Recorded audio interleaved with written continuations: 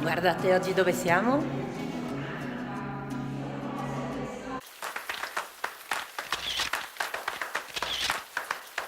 Ciao a tutti e bentornati sul mio canale. Un nuovo video sempre dal Friuli Venezia Giulia e oggi siamo andate alla scoperta della distilleria Ceschia. Forse non lo sapete, ma è la più antica distilleria di tutto il Friuli Venezia Giulia. Quando mi hanno mandato queste email dove mi chiedevano se volevo partecipare, ho detto "Oh, che figata, non sono sinceramente mai entrata in una distilleria e avevo un po' un'alba di come funzionava, ero molto incuriosita. Quando siamo arrivati lì ci è stato subito presentato il pronipote del fondatore e è stato molto bravo, anche se molto friulano, molto timido, quindi io l'ho martellato con il mio telefono per fargli tutti i video, non ha apprezzato, ma alla fine sono riuscita a strappargli il consenso di fare questo video. Anche la degustazione è andata molto bene.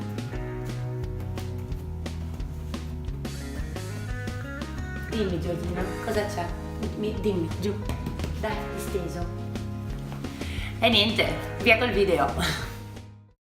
Sono alla distilleria Ceschia, a Nimis, in provincia di Udine, e sono stata invitata per fare una visita guidata nella più antica distilleria del Friuli Venezia Giulia. Andiamo a scoprirla.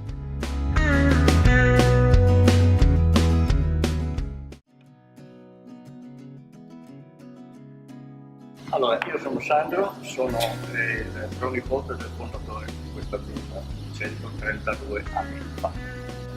Così ti spiego come si fa. Si parte dalle trappe, vado sapete via le trappe, dietro la terrena. La trappe ha anche dentro di sé zucchero, comunque ben chiavato al tino. Si fa finire di fermentare, in modo che tutto il zucchero diventi alto, così che si distilla. Non tenere la trappa in che contenuto muscale, può essere sviodile, può essere sociale, può essere sociale.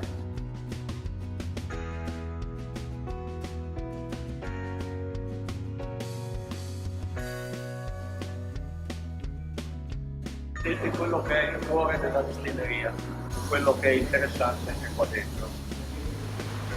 Qui vedete 6 caldaie di rame, a due accoppiate con un tubo che esce poi da ciascuna di loro. Questo perché?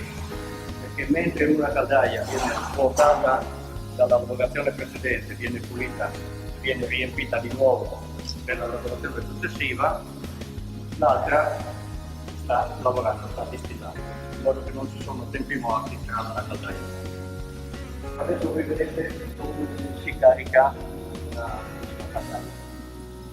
è un sistema a vapore dove il prodotto viene prodotto dalla centrale termica posta di là, verso queste conduzione ed è appoggiata alla base della vinaccia.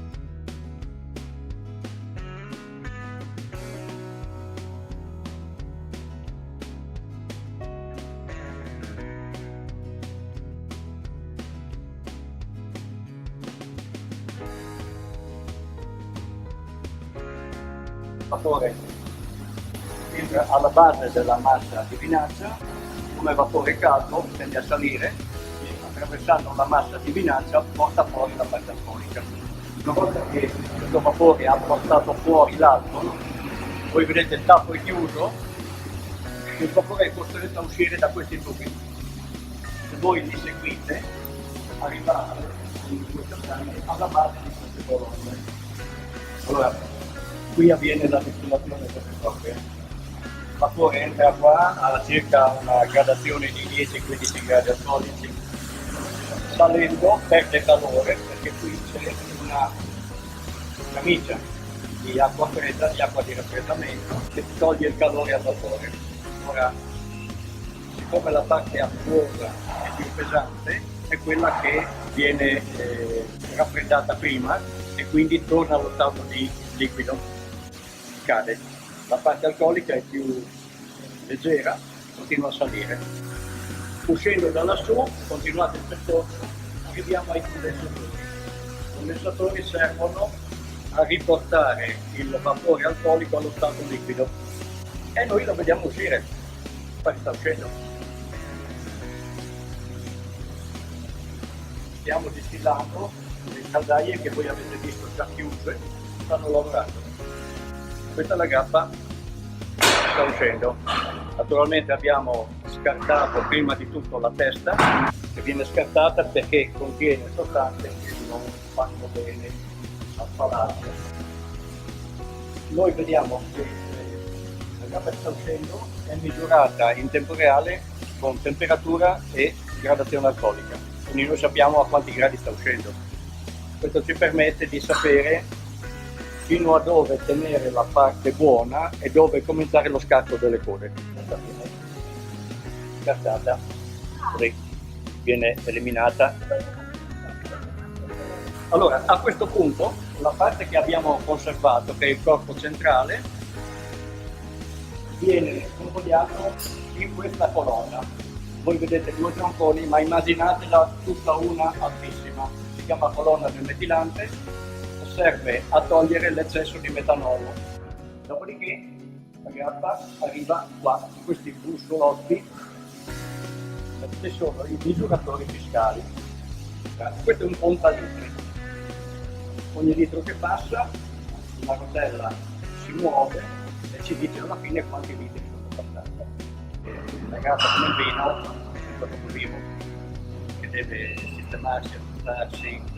Noi non vendiamo mai la grappa fresca, come si dice, appena prodotta, ma noi aspettiamo almeno 3 anni prima di metterla. E adesso vi faccio vedere la cosiddetta barricaia. La barricaia è piombata, dentro c'è il sigillo delle valle, qui noi non possiamo entrare da soli. Noi invecchiamo la grappa qua dentro per 18 mesi e lo dichiariamo tutto.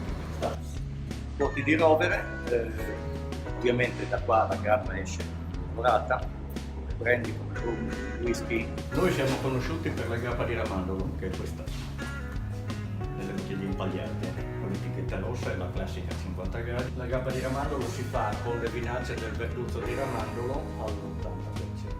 L'etichetta bianca c'è la Gentile a 43 e con l'etichetta nera è la riserva adesso di 42 anni.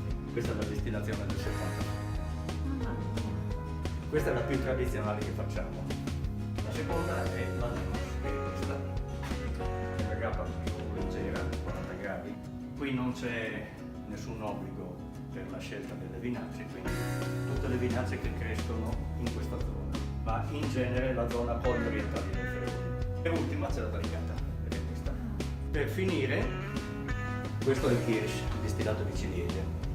Poi i distillati d'uva. Qual è la differenza tra il distillato d'uva e la grappa? È che mentre la grappa si ottiene dalla distillazione della vinaggia, o insieme, il distillato d'uva si ottiene da tutta l'uva.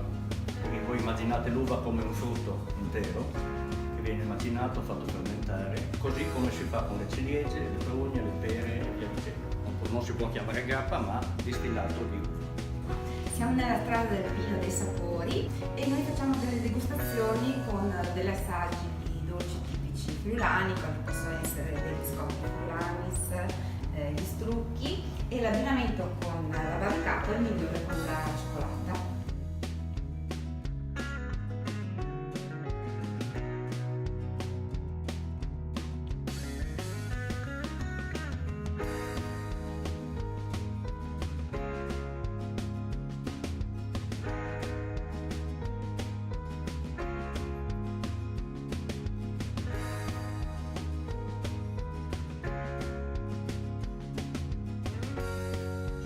È iniziata la degustazione e adesso abbiamo iniziato con la più leggera, che è la Nemas bianca a 40 gradi. L'hanno abbinata a degli strucchi friulani, buono, lo strucco.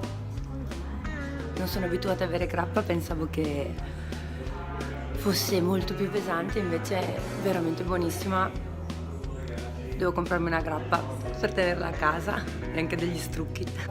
Allora, questo è il fondatore, il mio bisnonno. Qui la foto risale al 67, quindi quando lui aveva 104 anni. Il fondatore è in tutte e 4 le foto. Qui siamo ancora negli anni 50. Questo è l'altro mio padre. Questo è tuo padre? Sopra siamo nel 60, nella vecchia distilleria, quando si usavano ancora le parmigiane, i tini, Là invece siamo nella distilleria del 60, nella vecchia distilleria, si vedono in parte i vecchi alambichi. Sempre mio padre, mio bisnonno con 2 operai di lavoro. Francesca è morto ha quasi 105 anni.